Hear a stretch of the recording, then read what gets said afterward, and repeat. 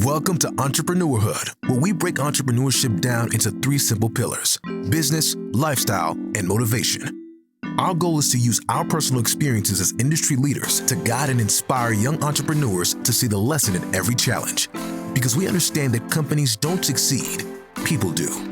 Now, welcome the leaders of Entrepreneurhood, Lakim and KB. Welcome to the neighborhood. We got your boy Lakim in the building. I got my brother KB in the building with me. We on episode 36, and we decided to name this one, Your Brand is Your Resume, right? And the reason why this episode is so special is because KB and I, every time we record our episodes, we normally in two different states. He's in NY, I'm in Indianapolis. And this is our first episode that we're shooting live, in person. We in the same room. Same time. But the caveat is that we in Mexico. Yeah. So this episode is going to be amazing. So what KB is going to do, KB is going to let y'all know the quote of the day, and he's also going to let y'all know why we decided to choose this topic. So KB, what's the quote of the day? Today's quote is, your brand is what other people say about you when you're not in the room. And that was said by Jeff Bezos. And I didn't even know it was said by him, but it's something I always repeated. And once I heard it, it just clicked to me. Because, what people talk about you, that's how, your business really grows. Word of mouth is the best form of promotion. Yeah. And it's free. So they could be saying positive reviews or they could say negative reviews. That's up to you to decide that.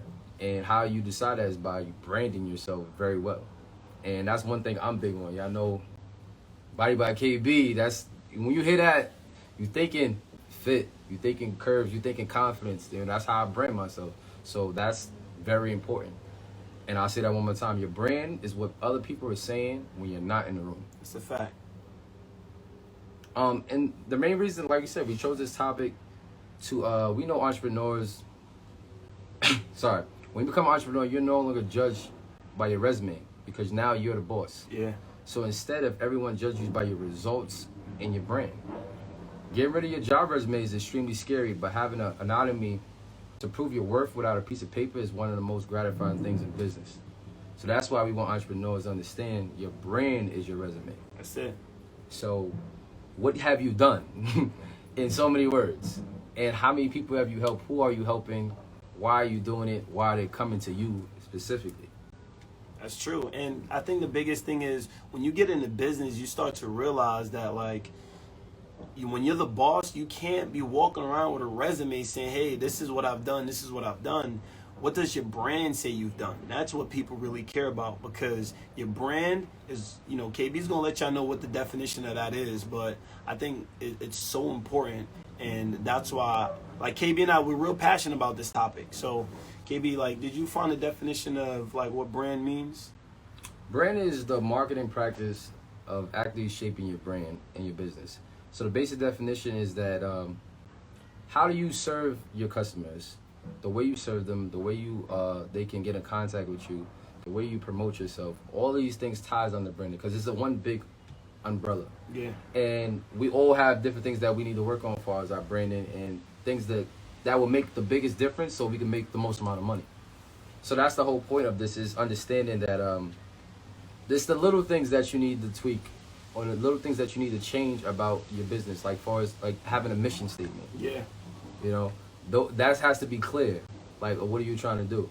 And what's the other one after the mission statement? The vision statement. The vision statement, yeah. You need a vision statement. These are things that you need in place and to start, the groundwork, the framework.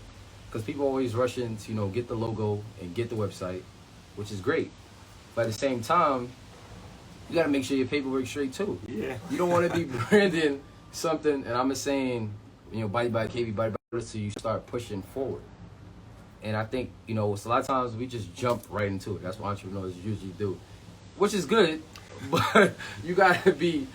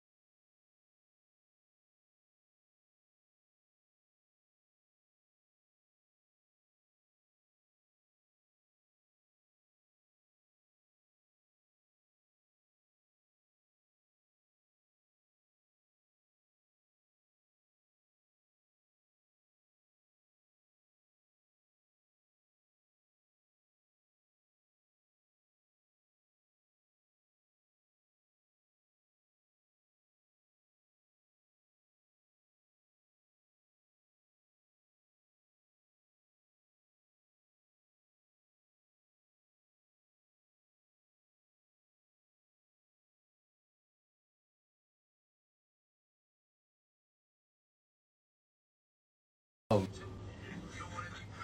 we back. All right, there we go. There we go. My bad, y'all. All right, so what's the second problem we got, KB? Second problem is I'm grinding, but I don't like posting on social media like that. Mm-hmm. So it's like you you don't like having a phone bill, but you need a phone. You could live without your iPhone for sure. You could live without social media, but people won't be able to contact you. It's the same thing. It's like it's not. You have to be a part of this new world that we're in if you want to be, successful. Because we just gotta keep evolving, keep adapting. It's like people back then where they say they don't want to have a website, they don't want to be part of the internet, and then sure enough, 20 years later, Amazon comes out. Now you want to get a website. Mm-hmm. It's already too late. And I'm telling you, and I think the biggest thing is like social media is you have to know how to use it the right way, right? I know people, they have their own, views on like, hey, I'm a personal person or I'm a private person, whatever the case may be. I'm in grind mode, but you gotta know how to maximize what social media is meant to do, even if you're not comfortable with it. So that second problem, I definitely got a good experience for that one. Yeah, and also just a quick fact for you guys: 3.81 billion people use social media in 2020. Wow. And it almost doubled since 2015 at 2 billion. So it's like everybody's on here. This is where you get the maximum amount of exposure. Why not use it? And why not take advantage of it? It's free. Like that's another factor. Yeah, I'm telling you, it's the attention, and the true entrepreneurs, they go where the attention is. The third problem you got, I'm not where I want to be yet, so I don't want that much attention. Yo, man, and again, that problem, all it's really saying to us as entrepreneurs is that, we're being insecure, right? Because let's be real, no one is where they want to be yet. Like, I don't think anybody is, and if they say they are, then their goals are too low. Yeah. So I think this problem, KB and I, we hear a lot of entrepreneurs say that. So we just want them to know, like, nobody's there yet.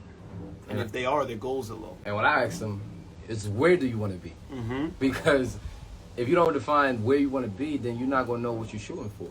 So I always say this, is if, you're grinding for just to have, the one ride in the amusement park, or you want the whole amusement park.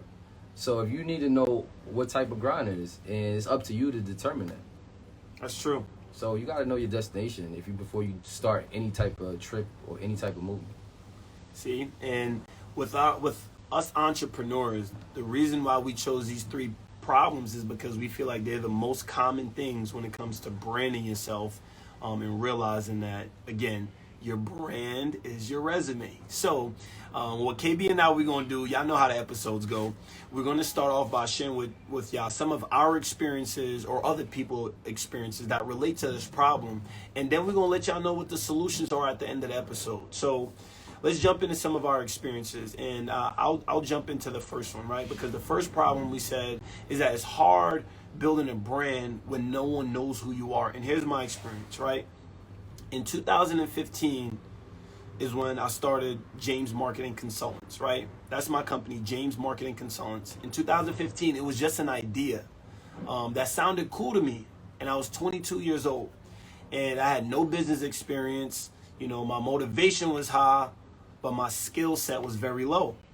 And that's that was the stage that I was in. But what I realized isn't that a beautiful thing? Is building something.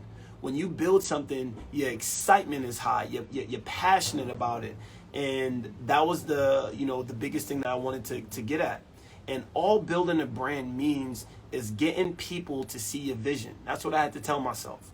And at that point, when I was building my brand, I was like, yo, Kim, your vision is blurry.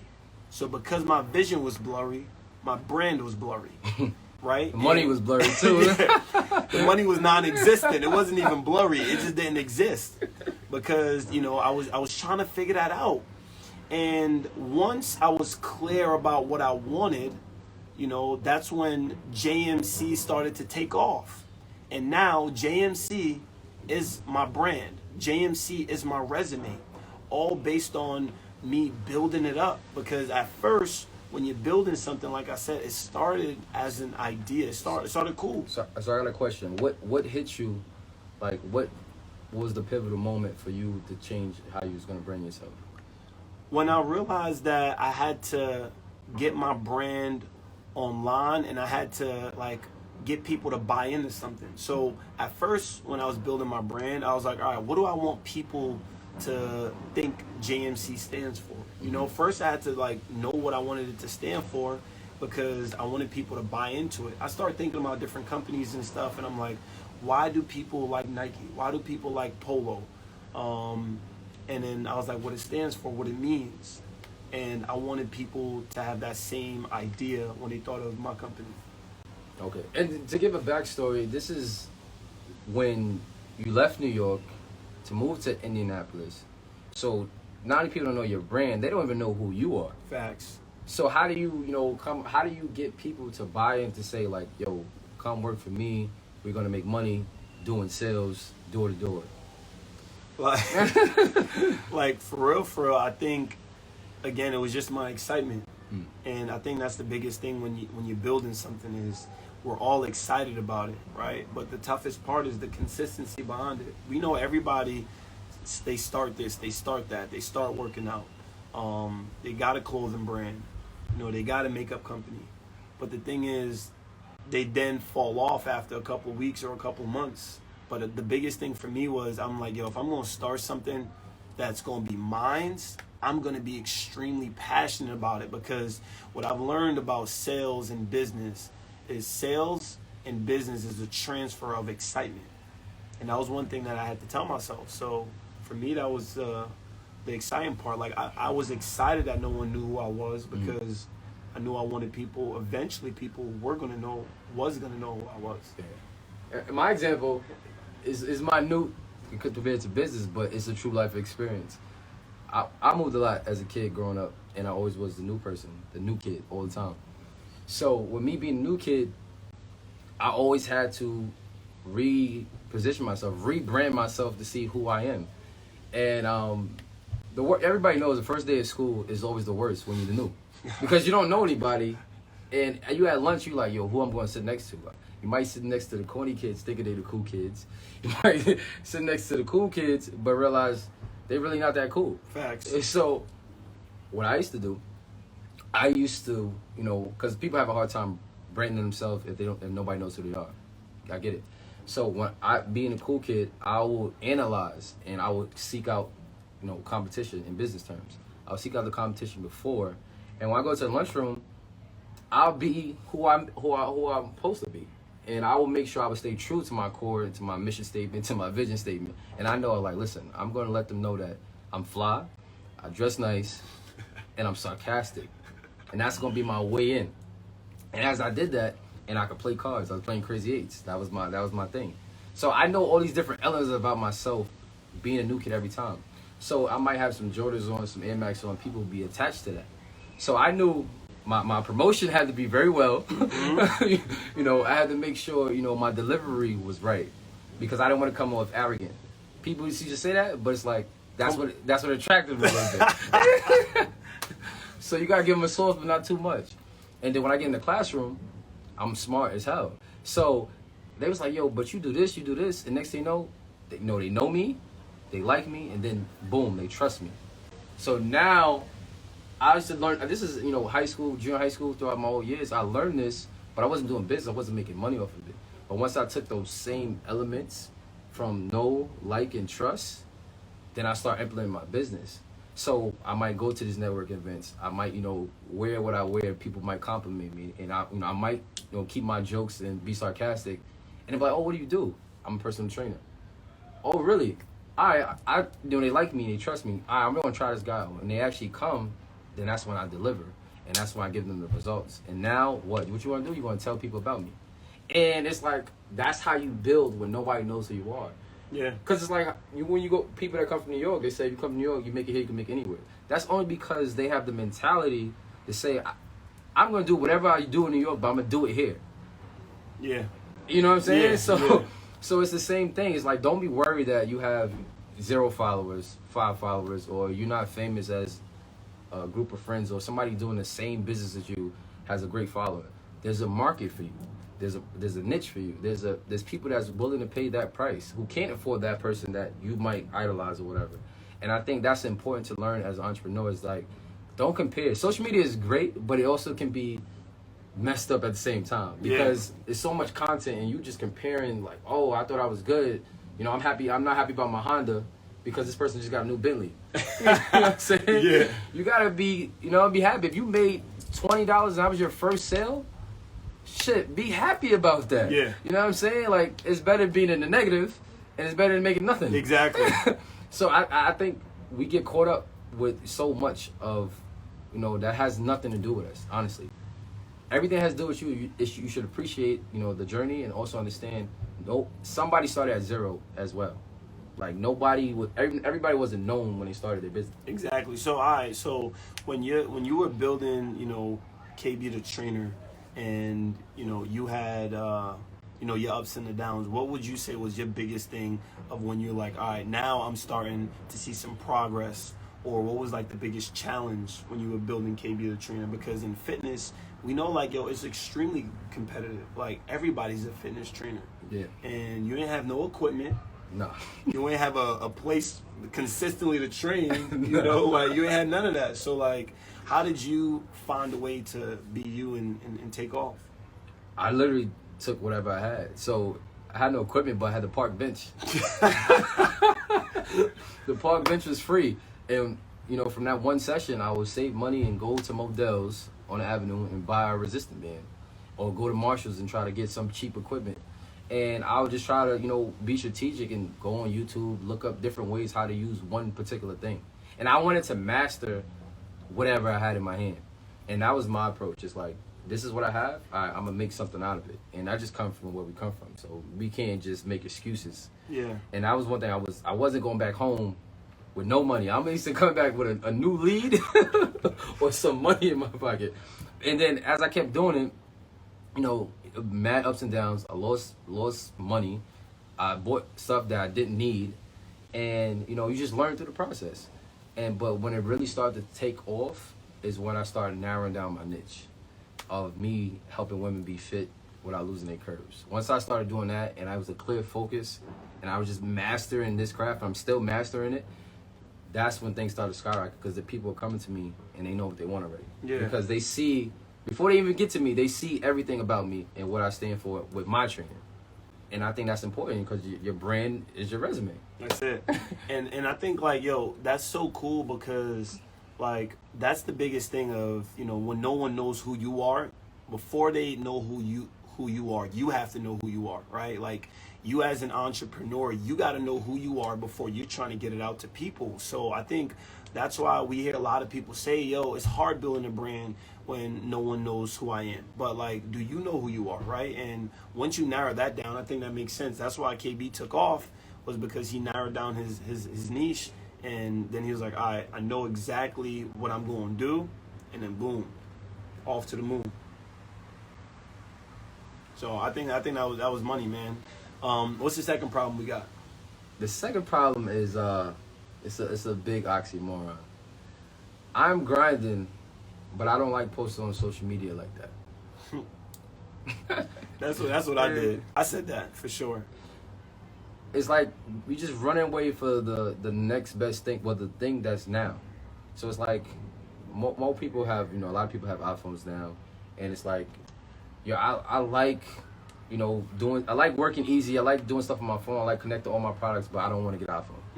That don't make no sense, bro. Yeah, like, social media is for us to grow and to expand our voice and our brand. And I think that, we need to capitalize on it. And there's some people say, it's not that I don't like it. I'm too busy grinding. I'm too busy working. So this is what you can do. If you're grinding and you're working, you can, have somebody else run it for you. Yeah. That's just one of the simple factors, because you got to think about this. How much money are you leaving on the table? Like, so if you're making 6 figures already, high 6 figures, 7 figures, even 5 figures, that's great. But how much money are you leaving on the table? Yeah. By not using social media. And I think that was the biggest thing. So here's my experience, listeners. I went through an entire year in 2019 of not posting on social media because I told myself that I needed to clear my mind and I needed to focus, right? That was my mindset going into it. And by me taking that whole year off, all I really did was I just lost momentum, because I did a great job in 2018 building up a little bit of momentum, and I took that whole year off. And what I didn't realize in the moment was I took a year off of building my brand. And that was the biggest regret that I had, because I thought that social media, it didn't really have a lot of value. And I don't know why. I was just in my own world, to be honest. And I just didn't see the value in social media. I was like, I do in-person sales. How could in-person sales benefit from social media? Mm-hmm. Because if you're not in my city and I can't hire you, then what's the point of me talking to you? That was my mindset.